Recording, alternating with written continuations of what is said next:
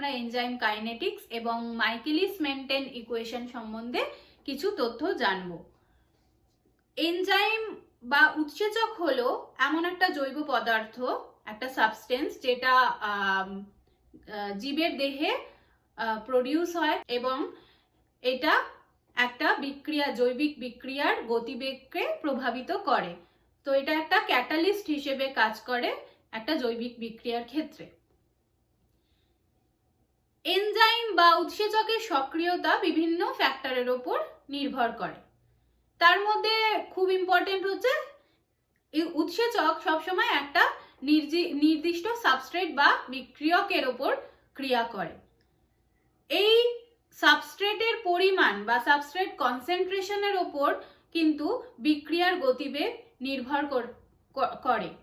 দেখো, যদি আমরা একটা বিক্রিয়ায় এনজাইম আছে এবং সেই এনজাইমটা একটা নির্দিষ্ট সাবস্ট্রেটের উপর কাজ করবে এবং আমরা যদি আস্তে আস্তে করে সাবস্ট্রেটের কনসেন্ট্রেশনটা বৃদ্ধি করি, তাহলে একটা এনজাইম, একটা বিক্রিয়ার কি অবস্থা হতে পারে, অর্থাৎ বিক্রিয়ার গতিবেগ কিভাবে বৃদ্ধি পায় সেটা আমরা লক্ষ্য করতে পারি এনজাইম অ্যাসে করলে, বা এটা একটা ল্যাবরেটরি টেকনিক এনজাইম অ্যাসে, যেটা কিন্তু রেট বুঝিয়ে দেয় যে কতটা সাবস্ট্রেট যোগ করলে বিক্রিয়ার গতিবেগটা কিভাবে পরিবর্তন হয়, সেটা কিন্তু আমরা এনজাইম অ্যাসে থেকে দেখতে পাই। তো যদি আমরা খুব সুপারফিশিয়ালি চিন্তা করি তাহলে আমরা দেখতে পাবো, ধরো আমি এখানে দেখিয়েছি কিছু এনজাইম মলিকিউল, এই যে দেখছো ভায়োলেট কালারের, এগুলো যদি আমরা এনজাইম মলিকিউল ধরি তাহলে দেখো এখানে 10টা এনজাইমের মলিকিউল আছে, আর এই রেড ডটস গুলো হচ্ছে সাবস্ট্রেট।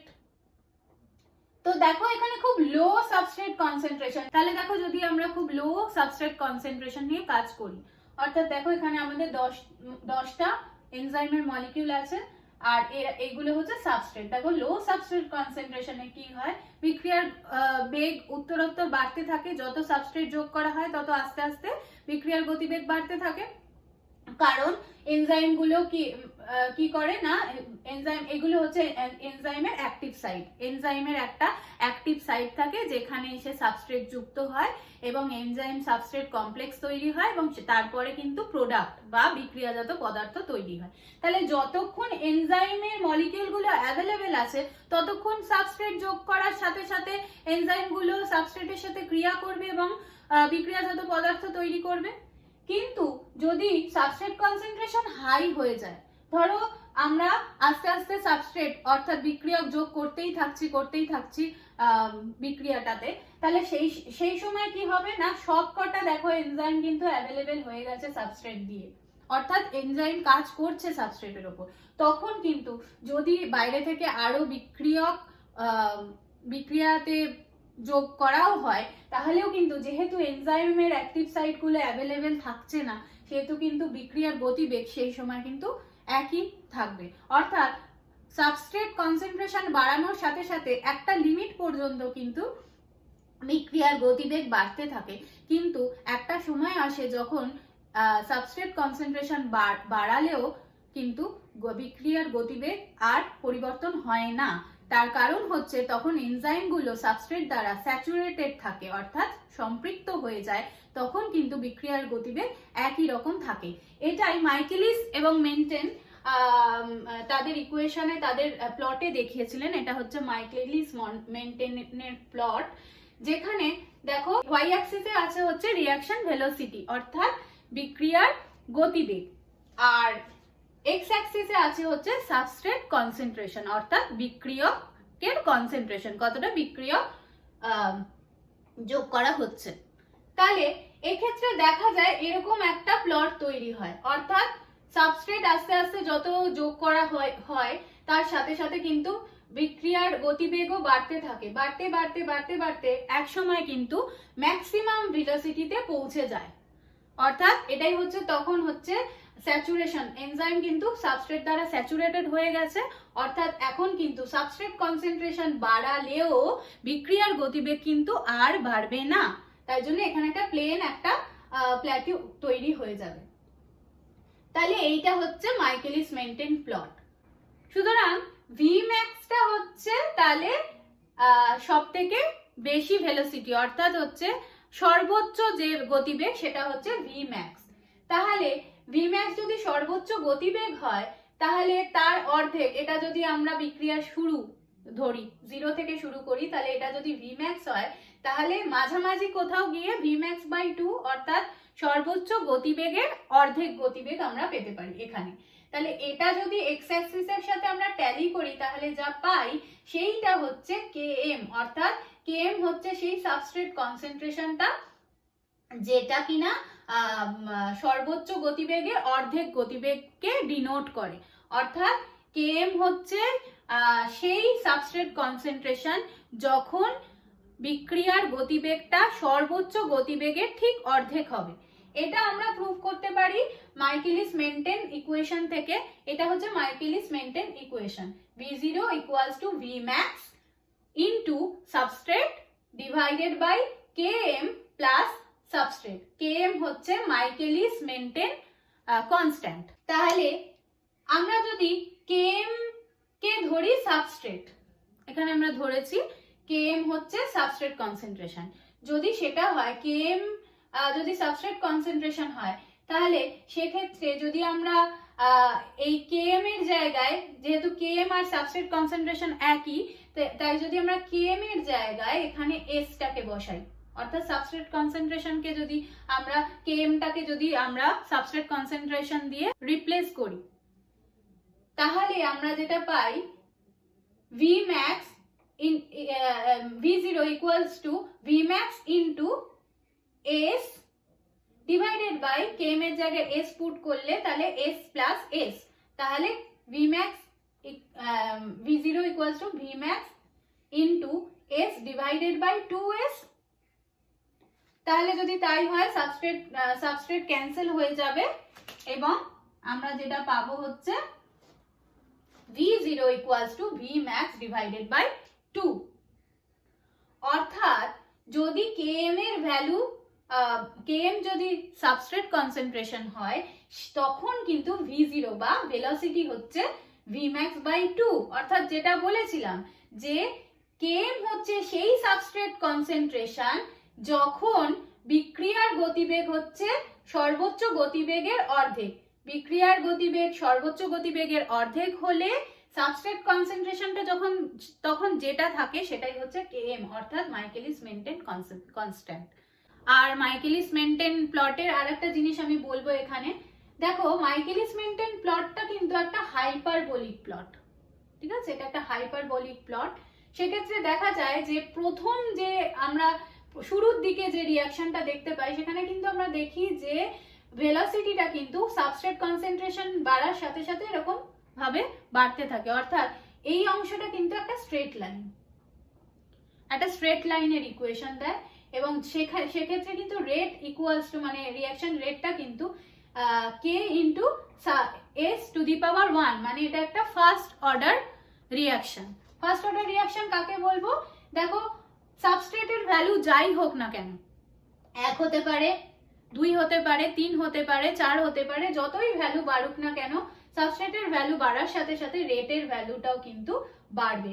অর্থাৎ সাবস্ট্রেট কনসেন্ট্রেশন যত বাড়বে রেটও কিন্তু বাড়বে, সেটাই কিন্তু একটা স্ট্রেট লাইনের ইকুয়েশনকে ডিনোট করে। অর্থাৎ এক্স অ্যাক্সিস বাড়ার সাথে সাথে ওয়াই অ্যাক্সিসও কিন্তু মানে সাবস্ট্রেট কনসেন্ট্রেশন বাড়ার সাথে সাথে কিন্তু রেটটাও কিন্তু বাড়তে থাকে, তাই জন্য একটা স্ট্রেট লাইন পাই আমরা। তাহলে এটাকে আমরা ফার্স্ট অর্ডার রিঅ্যাকশন বলি। আবার দেখো যখন Vmax এ পৌঁছে যাচ্ছে, রিঅ্যাকশনটা যখন Vmax এ অলরেডি পৌঁছে যায়, এটা যে অংশটা ডিনোট করে, যে রিঅ্যাকশনটা আমরা বলি সেটা ডিনোট করে, সেটা কিন্তু সেক্ষেত্রে কিন্তু রিঅ্যাকশন রেটটা হয় rate equals to K into S to the power 0, অর্থাৎ এটা হচ্ছে 0th অর্ডার রিঅ্যাকশন। তার মানে হচ্ছে সাবস্ট্রেট কনসেন্ট্রেশন যতই বাড়ুক, 1, 2, 3, 4, 5 যতই বাড়ুক না কেন, যেহেতু টু দি পাওয়ার 0 তোমরা জানো anything to the power 0 equals to 1, তাহলে যতই বাড়ুক না কেন সাবস্ট্রেট কনসেন্ট্রেশন রেট কিন্তু সেমই থাকবে।